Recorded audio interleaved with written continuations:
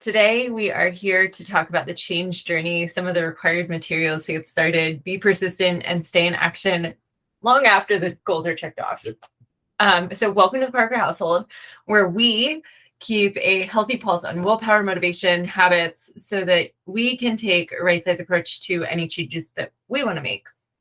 So I brought in Greg today because he has a really powerful change journey.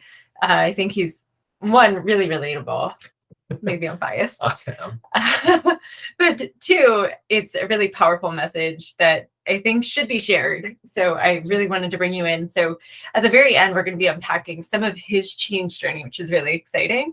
But we're also going to start with a discussion on willpower, motivation, and what it means to become a new identity and make it feel seamless and sustainable. We ready? Yeah. So I get to start off by making you uncomfortable, which is really fun. Super great. So much fun for me. So you talk a lot about like a right size approach, and it's very easy to like throw blinders on, do one thing, like nothing else, no context. But like, what in a full life sense does like an actual right size approach mean, feel like, look like?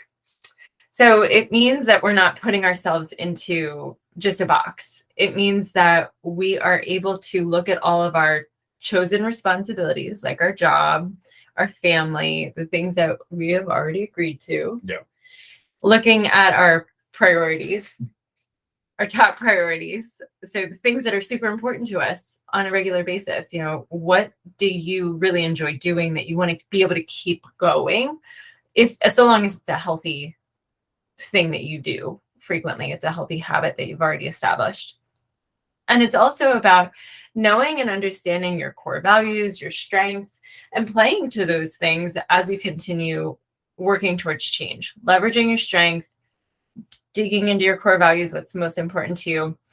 And we talk a lot in this house about quadrant 2 and living in quadrant 2. Yeah, so Greg, matrix.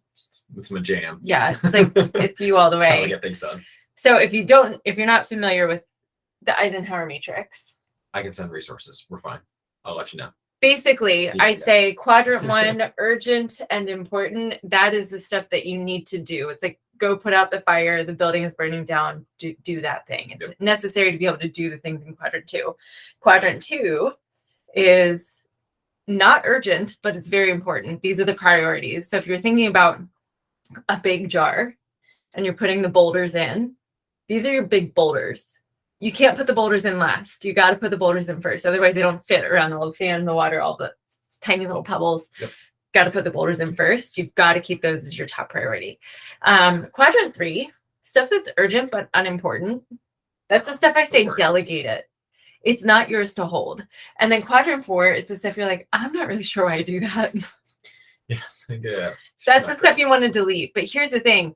If you are constantly deleting your health, you're like, yeah, I'll get to it. And you're deleting it because you've got things that are in quadrant 3. And you're like, yeah, I'm taking care of that, but I haven't taken care of my quadrant 2. Then all of a sudden, health gets deleted in quadrant 4 and very quickly becomes quadrant 1. Yeah, it becomes like completely urgent to take care of, right? So we want to make sure that we're living in quadrant 2 and helping yourself keep the healthy parts of your identity going by establishing those habits and keeping those in quadrant 2, but then also building up extra support structures surrounding the other things that you want in quadrant 2. It's also very important. This is like one of my number 1 rules, not to take on too much all at once. Yes. Like if you take on, I use this example a lot.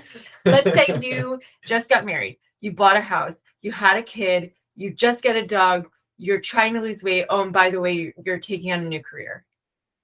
All of those individual things takes a huge amount of effort and a huge amount of change. And each journey has a change process that is very multifaceted. So you want to make sure that whatever you are feeling you can take on, you have the capacity for, given your demand, that is within quadrant 2, our favorite place to live. So how do we do that? We take that 500-foot view, we zoom out and we look at what all of these elements look like. what all is involved in this process, and what would I be committing to if I chose to take this task on, if I chose to tackle this challenge. So when you're doing this, you zoom out, get the scope, the lay of the land, notice what optimal looks like, know your targets, but also know your jumping off point. Because if you don't have an honest view of what your jumping off point is, you've got no idea what that right size approach is. So it's knowing that gap, identifying that gap between optimal targets and where you currently are, and saying, okay, this progress continuum lands me here at my optimal targets.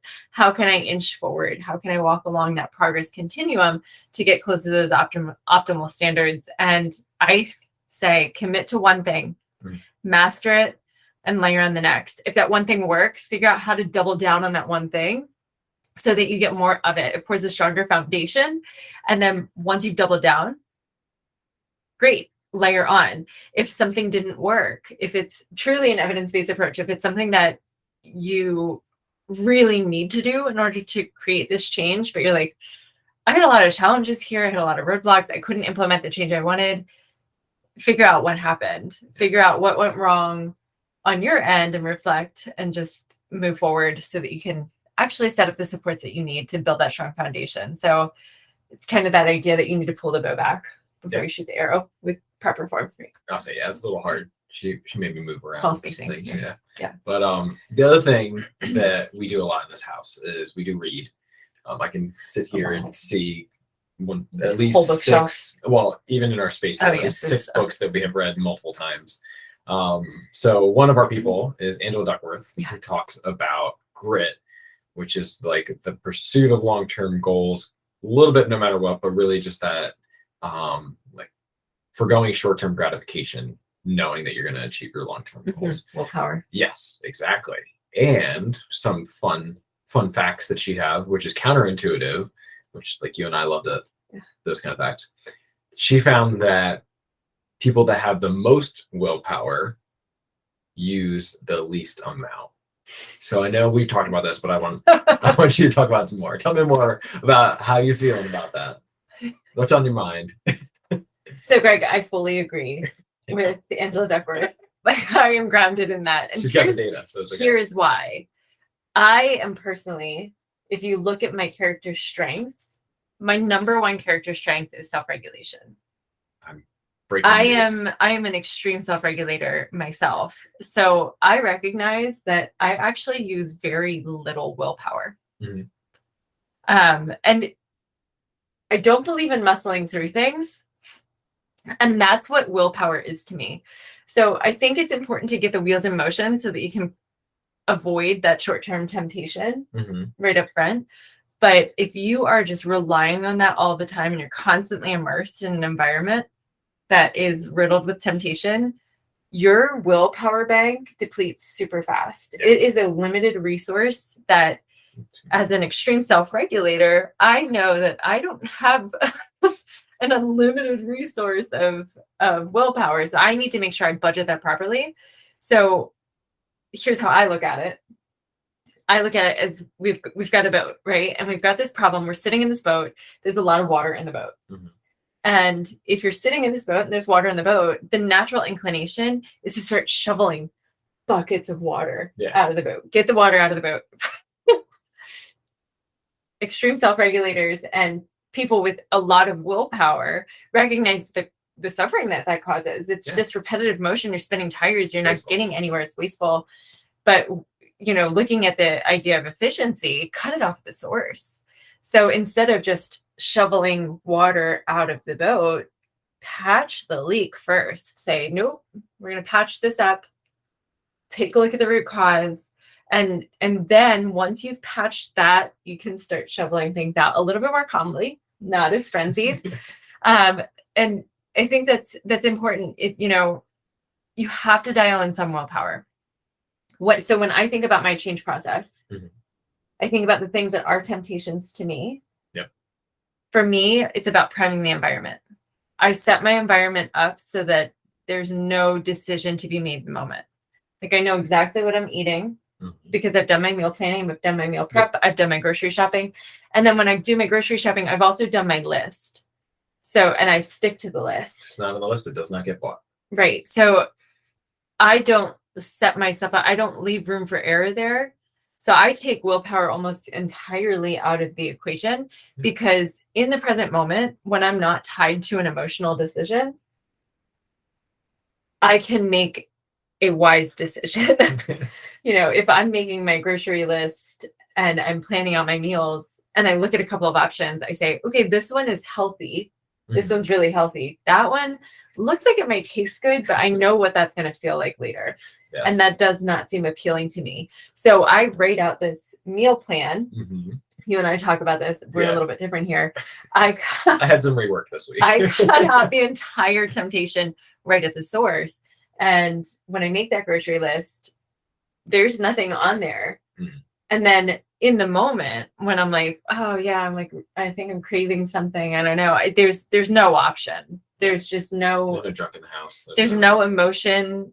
Like there's no decision to be made in the moment. There's no emotional draw, because the temptation is just not even present. It would take a lot for me to be able to go find whatever temptation it is. So for me, it's priming the environment so that you cut it out right from the get-go. And that's what James Clear points to. One of the things James Clear points to in his work in the book Atomic Habits. If you haven't read it, do it.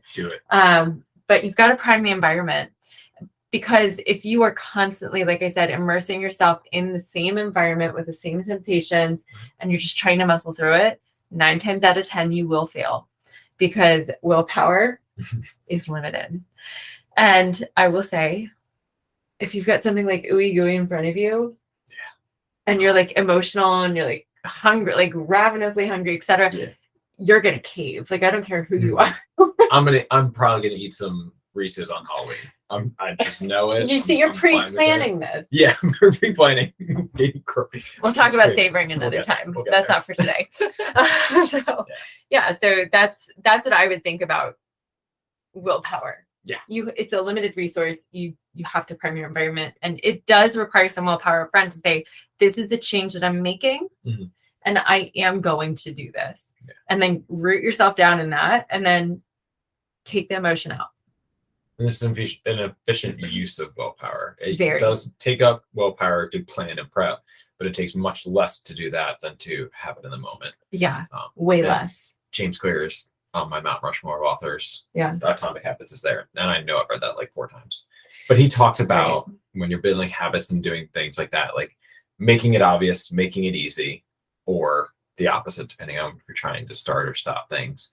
But and we'll talk about my weight loss journey in a minute, and I'm on a different piece of that journey now. But what does, we just talked about that willpower piece, look like in the context of a weight loss journey? There's a lot of pieces to this. Strap in. Let's hear them. So, in a weight loss journey, we know there's a lot of components. So the knowledge base is grounded in lifestyle medicine, the whole gamut. So you've got 6 components of lifestyle medicine: exercise, nutrition, the biggest one, sleep, stress management, positive social connections, and avoidance of risky substances. The big 6. But then each of those components can be broken down into like sleep quality, sleep quantity. If you're looking at physical activity, you can break that down into reducing sedentary behaviors, and then the whole gamut of cardiovascular recommendations, strength, flexibility, etc. So there's a lot of different buckets that are broken down into these larger categories. So category, subcategory, even further subcategories. Kingdom, phylum, genus, species. So there's a lot within a weight loss journey. But we do start with nutrition more often than not, just because it is your number one interaction with your environment.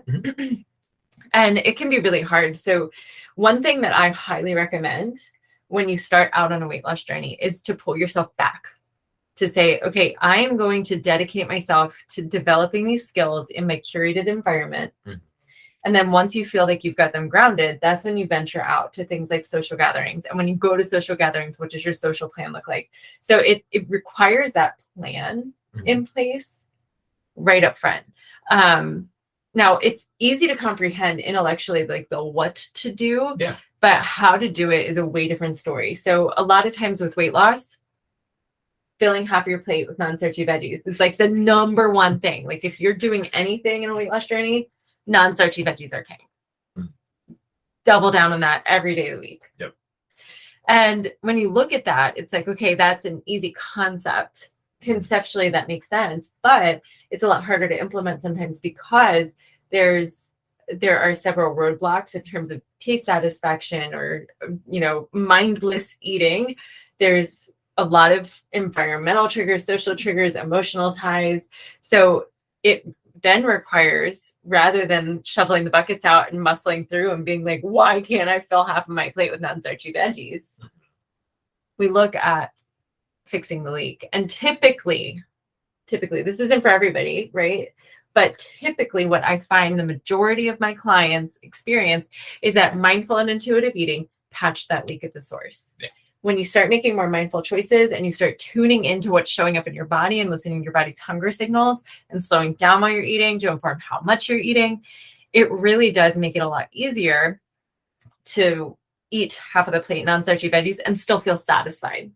Satisfaction is key. Yeah. Now, when it's a time issue, it's about planning for these healthy hacks, like healthy swaps. Maybe it's those freezer veggies. Yeah, maybe they're not straight from like your backyard, organically grown broccoli. But you realistically, if we're looking at quadrant 2, you don't have time for all of that, right? So you want to make sure that you're setting up what is realistically feasible for you to be able to implement these standards and inch towards them. And eventually over time, your capacity to do these things increases. Yeah. Definitely. So, but that willpower, focus on one thing, one thing alone, and then figure out what support is needed to execute that one thing. Like, okay, knowledge, implementation, support. Patch the leak. Yeah. That's where I'm at. So you have talked a lot about patches. You talked about layering. We've now created ourselves into a lovely parfait with some fantastic layers. So like tofu, like silken tofu parfait? Yeah, I'm sure we got a video. Maybe like a pudding? Yeah. There's a video on that. I know I filmed it.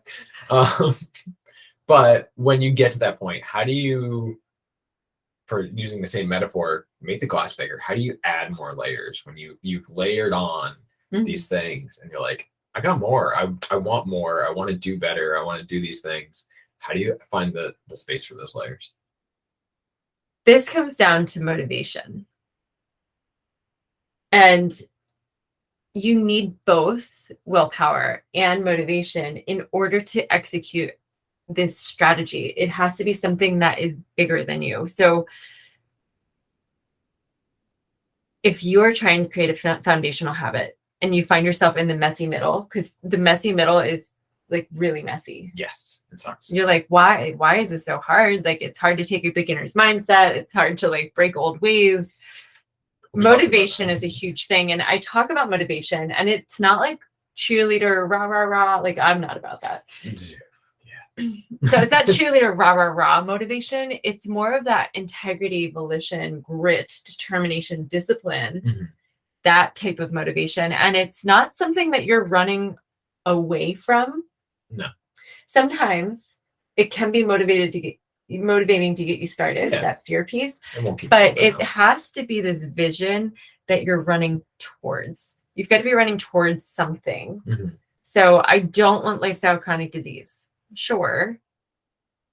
But what do you want in the future? Well, I want to be the old lady in her 90s dancing at a party. I want to be able to see my great grandchildren grow up. I want to be able to, once I retire, have the physical abilities to explore the world. And I don't ever want to be the person on the sidelines being like, oh, how did it go? Let me see the pictures. Like, I want to be there. I want to be immersed in the situation. And I want to be able to have a choice. I want freedom, independence as I age. So that's the type of goal that keeps you going long-term. The motivation that keeps you going long-term. But there's also like short-term motivation, I think, that is extremely necessary as well. So the long-term why, the vision of a vibrant you, that's what you're running toward. But it's also about short-term satisfaction. Before I jump too far ahead of myself, I want to talk about that long-term just a little bit more. So the why has to be greater than your what. It has to be way bigger than you. Yeah. And weight loss journeys fail so frequently because people are chasing something that's like, oh, I just want to lose weight and look better. I want to fit in my new clothes. Yeah. And then like ooey gooey cookies are out and all sorts of other temptations. Like why Evie was talking about cookies. So there's some sort of temptation that arises and all of a sudden it's like, I mean, I could just buy a new wardrobe. Yeah. That's easy.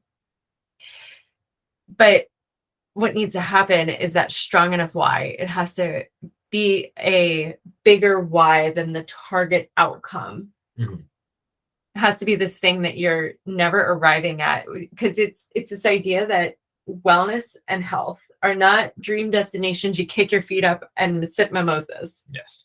We don't do that. No. It's a daily consistent practice. It's something that you have to want to get out of bed for every single day, day in, day out. And it has to be a part of you and who you are. So not something you check off the box, especially in a weight loss journey, right? Oh, I got there. Check.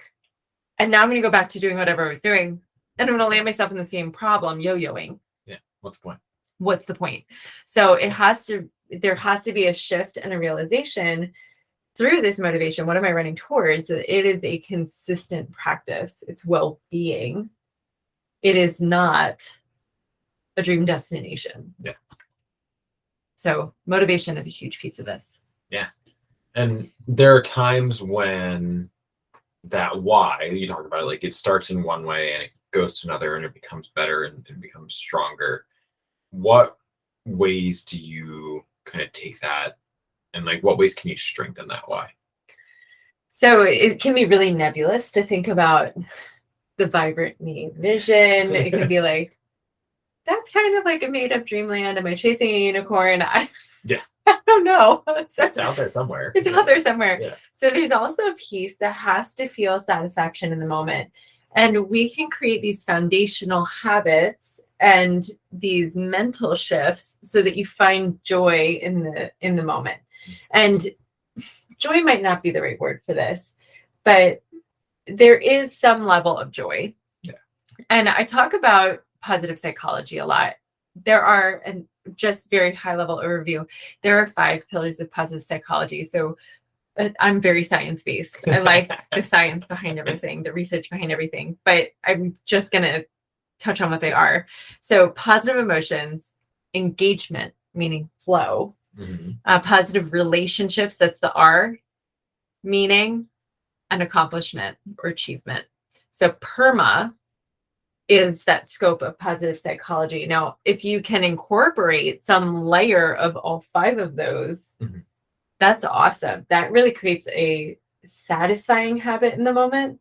Because if you're thinking about exercise in terms of, oh gosh, I have to get out of bed. I have to do this right now. Oh, my pillow just feels so comfortable. I'm warm. The covers are comfy. Like that alarm just needs to go. You just turn it off. Yeah. It's hard. It's hard. And if you're like, okay, well, I set my mind to it. I'm going to exercise in the morning. And you're consistently saying, just hit snooze or just turn it off. You're not going to do it. So it has to be something that you look forward to doing, and you have to shift that mental perception. So yeah, exercise is uncomfortable. No, nobody actually likes being uncomfortable. Yeah. Right? Studies. It's not actually a thing. But you have to enjoy something about it. So maybe it's that positive emotion immediately after, like a runner's high, or maybe it's a positive emotion of like, if you're dancing and you're jiving with the music, yeah, dance to your heart's content. Dance your butt off. Turn that music up and wiggle jiggle, whatever. We are quite fun at weddings. Have a great time. But it's something that brings you joy. You have to see this exercise as not necessarily just exercising to get healthier and fit, which is a piece of my journey. That's an accomplishment piece of my journey. But I exercise also to celebrate being alive, to celebrate what my body is physically capable of doing. And I like that challenge. So positive emotion. I like the challenge of engagement. I am constantly trying to challenge my skill set and inch myself forward, because I believe that if you're trying to take steps each day, you're going to become better. Mm-hmm. So where's the limit? Like, the sky's the limit. Yeah. Right. And eventually your body will tell you otherwise. And at that point you listen to it. But until then, I want to see what I can do. And I've got Strava, the relationship piece of things. I've got a lot of friends that I like their workouts. They like mine. I have you that holds me accountable, right? My alarm goes off and the pillow's comfy and the covers are warm. You never hear your alarms. I don't even hear my alarms. I am her alarm. And he like, Alysha, alarm's going off. Yeah, it's the one time I'm not very nice to you. Right?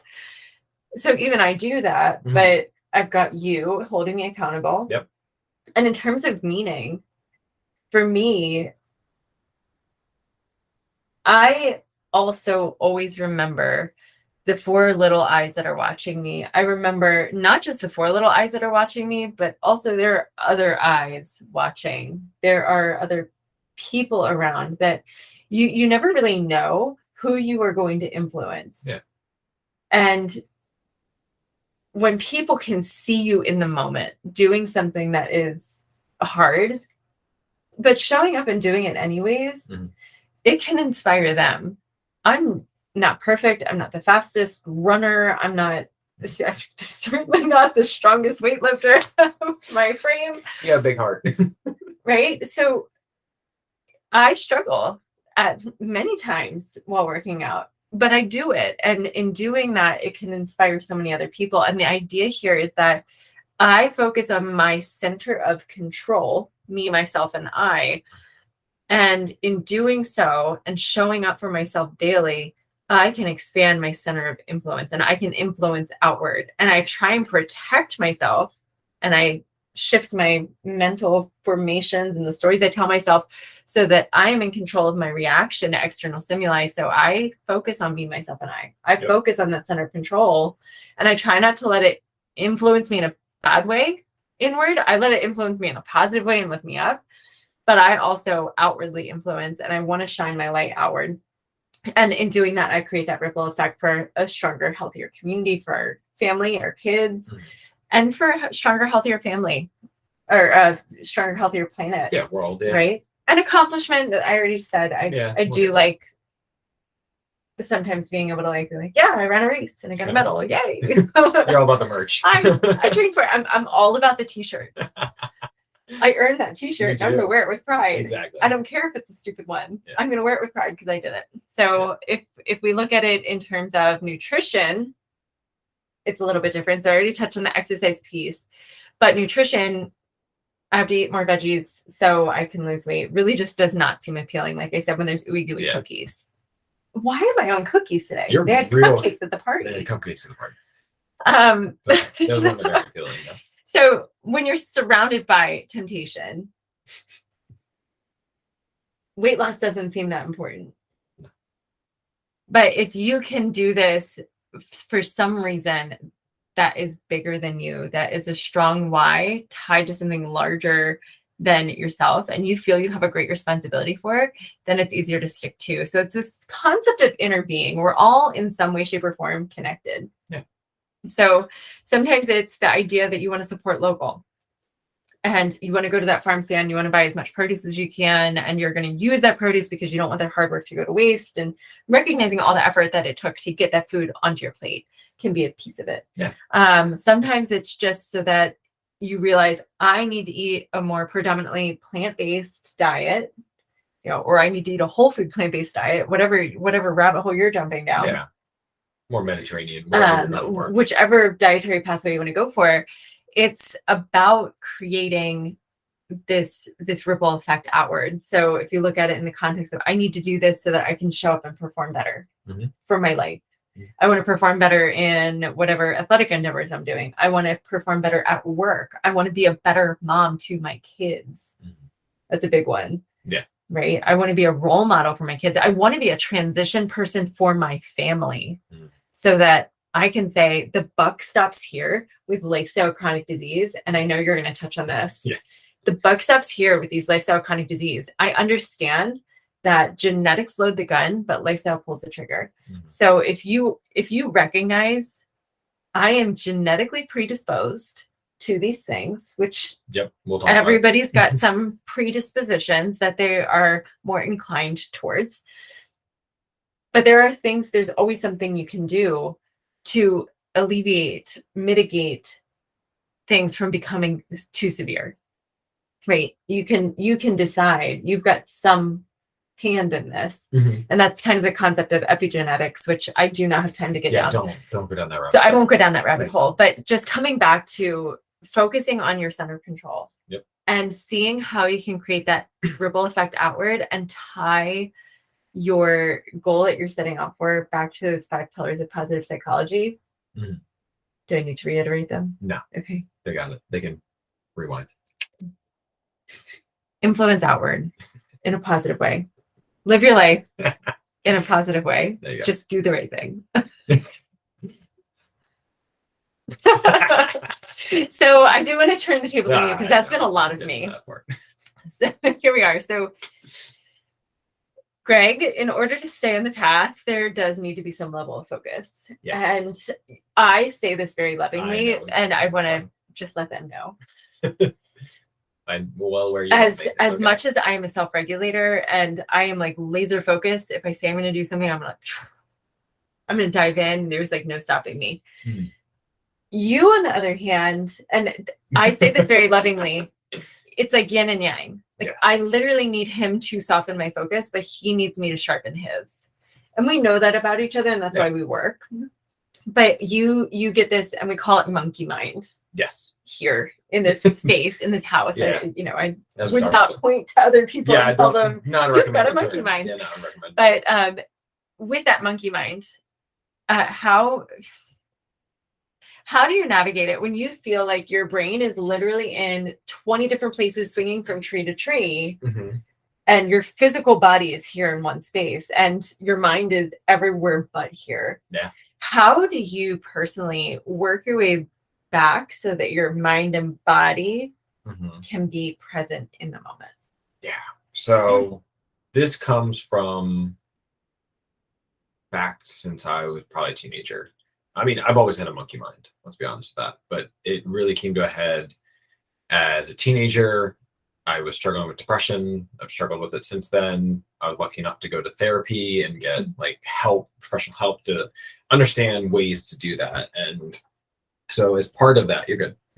Sorry. This is just how I sit in my chair. Got it. But as part of that,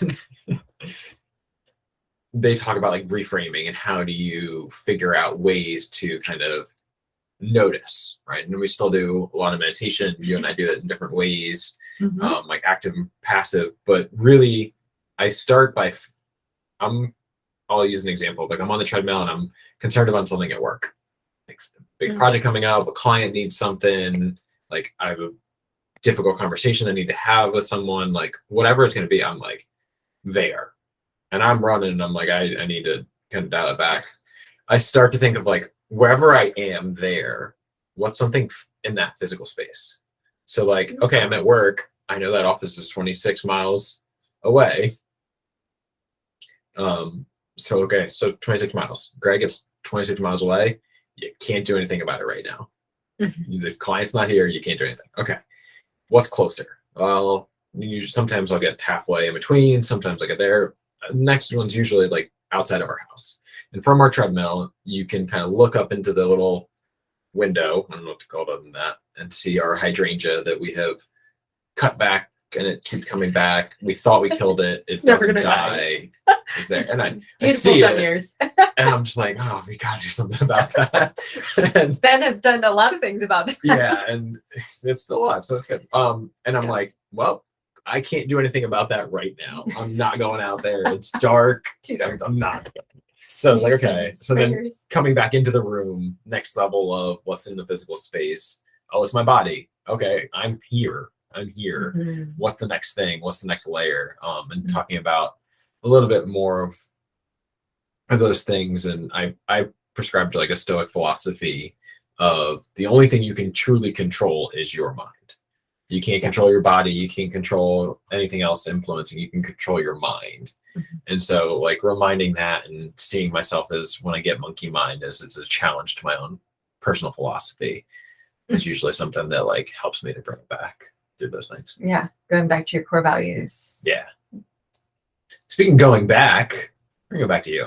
Thanks. Because I don't want to talk about me. You're gonna do that quite a bit here. I know, not yet. But as someone, I think a nicer way to say it is as a quieter monkey mind, because you do I do have monkey mind you do sometimes. get monkey mind sometimes, but you are also laser focused on things. And some people take that up like, I need to be as laser focused as you, and like gives me anxiety. But gives me anxiety when people think they need to be laser focused like that. I'm like, you don't. You give yourself anxiety when you need to be that laser focused. But like for people, the suffering it causes. For people, how focused do you need to be? Like, are you, in your mind, are all of those components, 6 components of lifestyle medicine, going full throttle all the time? Like, talk to me about that. So it's this idea that you've got these priorities, right? And you establish your priorities. Okay. So for me personally, family first, always. Yes. And I have to plan around taking care of the kids. That is number one. That is my my chosen responsibility as a stay-at-home, work-from-home mom.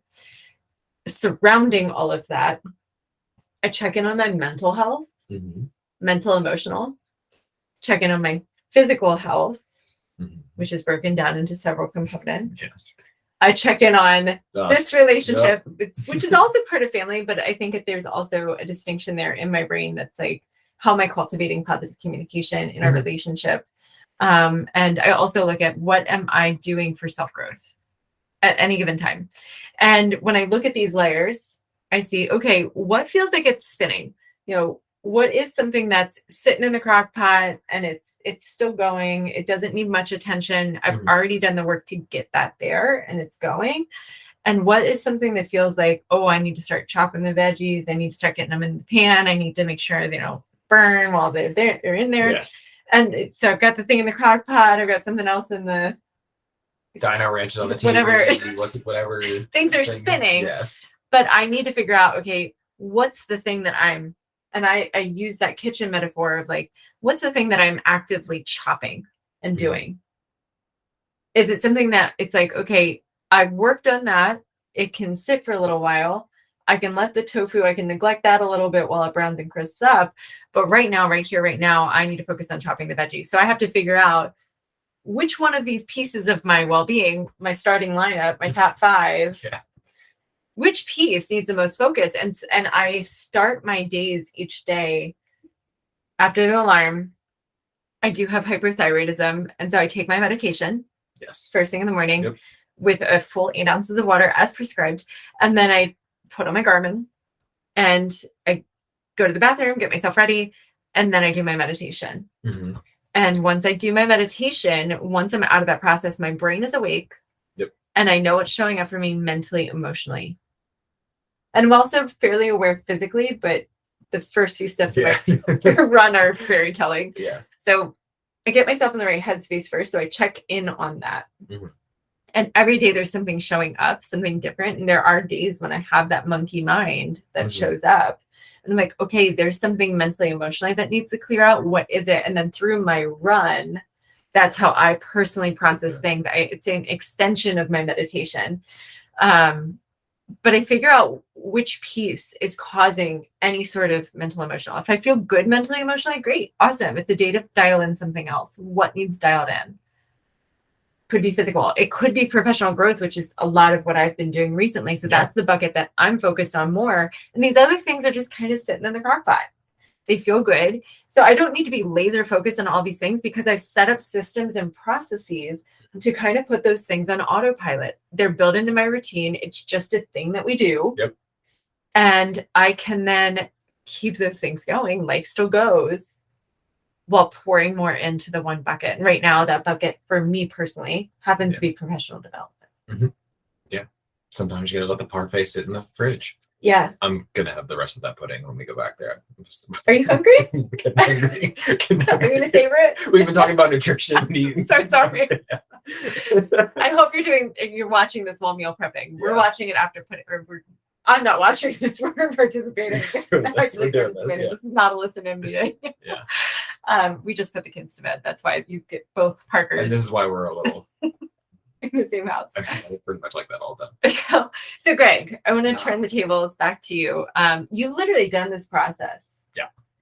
Big time. And I know that your outcomes are incredible. I mean, you've lost more than 50 pounds. You took your cholesterol. I'm a numbers gal. So you took your cholesterol from above 200 down to 213 to 133. Yep. Huge. 80-point reduction. Yep.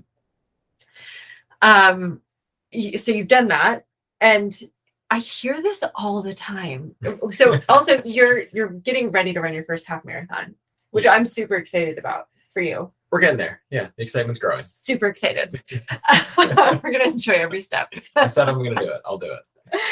But when we're out and about, or when we see people, I hear people say all of the time, "Wow, you look so great. What have you been doing?" Yeah. Or, "Wow, have you lost weight? What's new for you?" And it's like people always see these outcomes. Mm-hmm. They see what you've achieved, so to speak. Yeah. They see like the outward appearance. They see the beautiful flowers in the garden, but they don't see, I call it, they don't see the hustle. They see outcomes, they don't see hustle. Some people view these flowers in the garden, right? You see the visible flower, but underneath of that, what's there? The roots, the soil, like there's compost, there's worms, there's all sorts of, there's seeds. So talk to me about the hustle. Talk to me about your journey and your why and how you've arrived. I say arrived, but how you are at this point where you are practicing well-being. Yeah. So I think a lot of that comes from like the societal of like social media these days, whether you're on it or you're not. Like we only see pictures. We only see snapshots. We see, I did this. This is awesome. This is my, this is the outcome, right? Like that's all we're shown and nobody sees it. So like even today, we were at a party and my best friends that I have not seen years with COVID and them having kids and like life happens. Like we just picked right back up, but even still they're like, "Oh yeah, aren't you doing something with fitness?" Or like, "What do you eat? What do you eat these days? What don't you eat these days?" So like for context, in December of 2019, I was the heaviest I had ever been in my entire life. I just wasn't exercising. Ben was about a year old. You had since gained the baby weight, had the baby, lost the baby weight, ran a half marathon. No, that was Evie. That was Evie. 2 kids, whatever. But anyhow, you were back into your old routines and flying. Self-regulator. Yes. And I was a very comfortable chubby hubby. Having pasta. You owned it. Yeah. I was cuddly. But I was Barilla pasta packs. Just like cheese. Instant pasta with just ricotta cheese for breakfast on paternity leave because I was left to my own devices. But I had to go to work. I know. So bringing it back, heaviest that I'd ever been, and we're getting ready to take Ben to daycare. I picked him up with my right arm, and my whole left side went numb, and I was like, I'm having a heart attack. Like, this is it. Like, oh my gosh. So like obviously took account in that moment and was like, I need to make sure my son is safe. So I drove him to daycare. I drove those 26 miles to work. Not the self-regulator, but it was like a full, like, I'm going to figure stuff out before I freak anybody out. Luckily, we have a clinic on campus at work. I go in there right away. They fit me in, do an EKG, and they're like, "No, you're just, we don't know what it was, but it wasn't your heart." But that was enough of a wake up call for me to be like, oh wow, that could have been it. And I would have left all that behind. So I decided to do something, and I knew a lot of what to do. Right, like I was how it's there. Yeah, I was a collegiate athlete. Like I knew about exercise. I took sports nutrition classes. I knew what to do. Whether I followed that or not was different. You knew most of what to do. Yeah, like I knew I needed to eat not just straight pasta with cheese. Right. For you didn't want to be a carnivore. Yes, like I knew that. So I was like, I need to do something, but I also, this was like the hardest part for me, had to have a brutally honest conversation with myself, where I needed to let go of that collegiate athlete Greg. Like, I'm a soccer player, I can do this, whatever, because I was not anything near that. And that had been years after that. So like losing and kind of cutting ties with like who I was, starting to figure out where I am, and then really starting to figure out like who I want to be. The vision was the biggest like aha moment, put wheels in motion. So I started by just setting my alarm. Like I knew that if I tried to do what I've done in the past, which is like jump right back into exercise like I'm a collegiate athlete again, just like, yeah, whatever, let's go 5 miles an hour, go 5 days a week. If I don't throw up after the workout, it wasn't hard enough. Like it just all those unhealthy habits that I had. But I was like, okay, I'm gonna do it differently this way. Like, and something needs to change. I need to do this. So I just started by setting my alarm, 5 a.m. every day, whether I got up or not. I set the alarm. Yeah. And then it started to be like, well, I'm up, I'll get ready for the day, can have a slow morning, whatever. And then I kind of like got sick of that, and I was like, well, I might as well just work out. I'm here. We're lucky enough to have the space in the basement. And I just sat on the rower for like 15-30 minutes depending on the day and just watched Netflix. I was like, cool, got my shows, doing something while I was watching, like definitely not going hard. And then layered and thought, like, as I felt more comfortable with that and got kind of bored or plateaued, I used that as the baseline for the next thing to go up and exercise. So like exercise was my first piece for me, is like getting motion in. And then, and we had talked about this last night, that we remember this very differently, but somehow some magical, beautiful, amazingly smart fairy came up with this magical idea of like, let's just do a 2-week challenge where we're gonna go whole food, plant-based. I'm gonna cut out full refined sugar for those 2 weeks. We'll try it.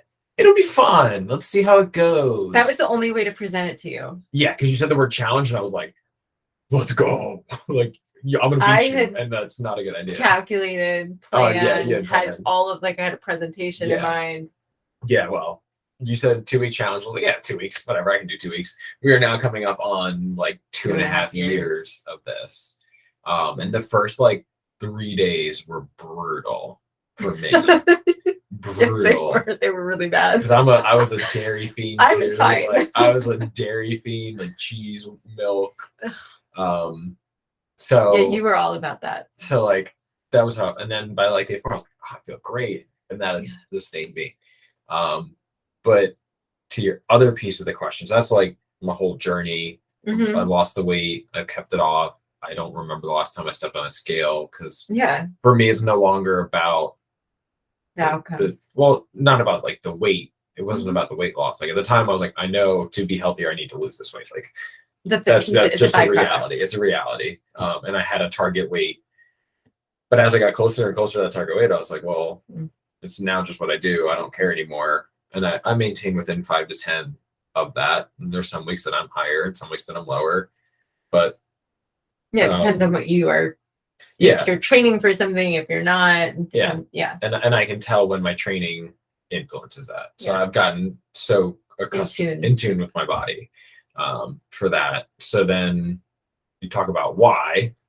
Started with a little bit of fear, right? We talked about fear, like that. And then as I thought more and had that brutally honest conversation with myself, I looked at it and I looked at my family history, and my family history is a high cholesterol and of dementia and Alzheimer's and a lot of stuff that we don't know Yeah. on a lot of things. And I was just like, I don't want to be that.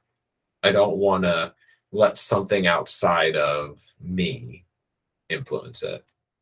So like, what can I do? Going back to the Stoic philosophy, like, what can I control? What can I do to break that cycle? And whether it is work, I mean, it's obviously working, but to me, that my why is I want to be that transition person. I want to break that cycle of genetics or like doing that, and having Ben and Evie watch me and being able to, like, when we're in the basement playing, Ben's like, I gotta do my workouts.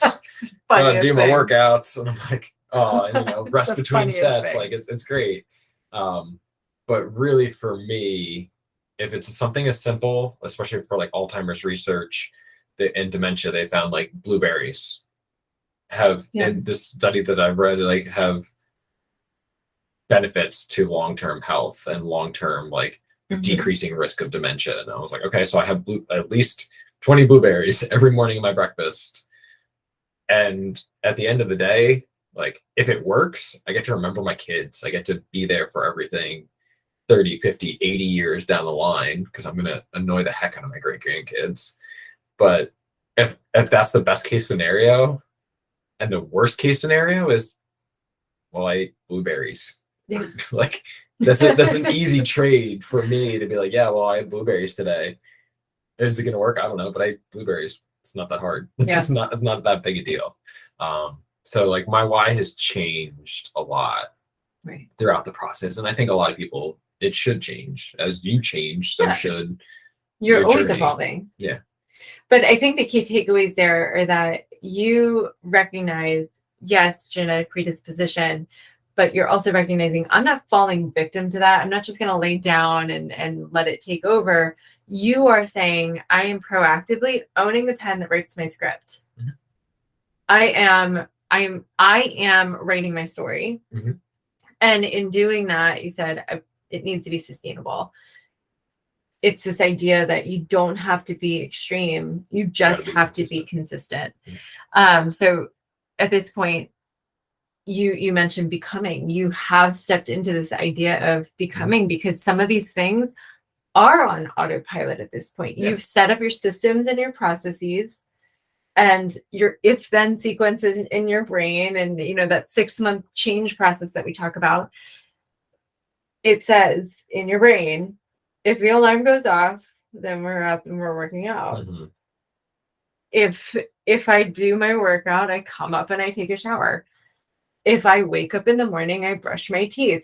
There are these things that we put on autopilot that don't require this huge amount of willpower anymore, because we have systems and structures and processes in place, and we've changed the story that we tell ourselves between our ears. Yeah, we've leveraged that support. We've the 5 pillars of positive psychology. Like, there's so many elements at play here, but in order to actually do this on the foothills, one step at a time.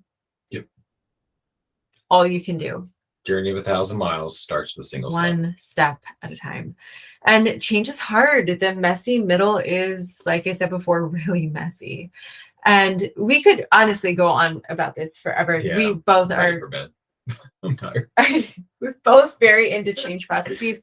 But it's something that we're both very excited about, because we drive outcomes. Yeah. Don't get me wrong. We drive outcomes. Yeah. But what I appreciate most about coaching and being part of people's change process is that I get to see people shift week over week. Mm-hmm. And I get to see these roots taking hold. And as they root down, they start to rise up, and they start to open up the mind. They literally blossom. Yeah. And it's just, and then they begin to influence out, and I see that ripple effect occurring. And that is what that is what I coach for. So just to recap, I think it was fun to sit with you and actually talk to you. Talk with you for like an hour or whatever this is. I'm always up for that. Yeah. So just to recap, it's really willpower up front, that short-term sacrifice, for lack of better terms, because there's always a cost. Yeah. There's a change of priorities. Yeah. Short-term sacrifice. Maybe it's a taste. Maybe it's you're giving up some TV time. You're creating some wiggle room for yourself for long-term gain, because it's something that's really important to you. It's also about that deep intrinsic motivation, and increasing your consistency increases the number of reps that you do. And I like to say that repetition makes progress, and progress creates becoming. And as you do this, our thoughts become our feelings, our words, actions, habits, lifestyle. Therefore, our thoughts, our mental formations, the story we tell ourselves, drives our outcomes. So give yourself 6 months of daily, consistent action. Give it an honest effort. Continuously reflect. Have that open growth mindset. Be creative, be curious, leverage your strengths. And as you approach it with this beginner's mindset, and kind of like a childlike sense of play. Yeah. Or a spiteful challenge. Or a spiteful challenge. Around that. You can be on this journey of continuous improvement. And all of this leads to our future selves and overall a more vibrant life, which is why we're here. Yeah. So thank you for your time. Thanks, everybody. Thank you for listening. And I'll see you soon. Bye, everybody.